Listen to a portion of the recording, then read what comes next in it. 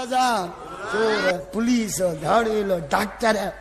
वनो डॉक्टर ने मरीज खड़ी अब टेस्ट थी 27,000 टेस्ट में चट सिंह टेस्ट खांगारो टेस्ट मुट्ठो टेस्ट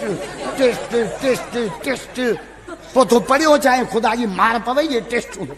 नबी से मेरे साहब भी आयो या रसूल अल्लाह मुझे भाव के पेचस थी भैया दस दियो छा कया हुजूर फरमा माखी खाना न तो नबी से चे हाँ टेस्ट करा भाने भाने भिंडियो तो को ना आज नबी भी चे टेस्ट करा के टेस्ट जा किया माखी खारा मोटी आयो जैसे रहंदो वदिया फरमा माखी खारा बियो दफो माखी करा या रसूल अन्या बंद न था तन फरमा माखी करा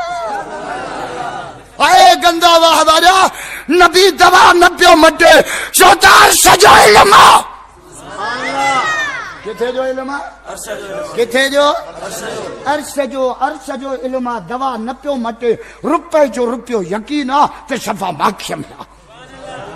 चौथों दफो माखी खाराया आयो पेट ठरी पेचत बंद थी वही चे या रसूल शफा मिली वही पाण फरमायो तो जे भा जे पेट कूड़ कयो रब कुरान में सच चयो शफा माखियम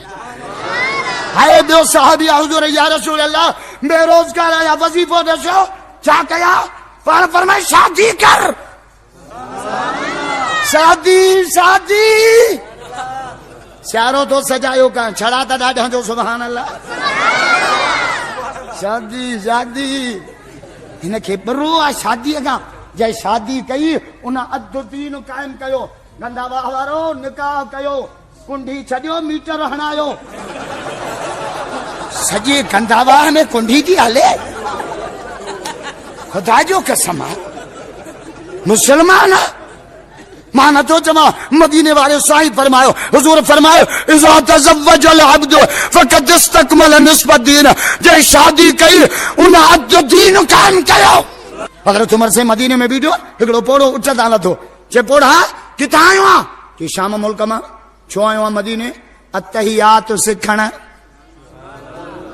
ये पोड़ा कम जाओ गंदा वाह वारा ये पोड़ा कम जाओ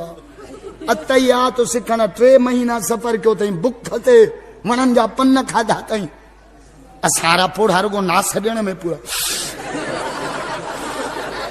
हराम जो दीन सिखन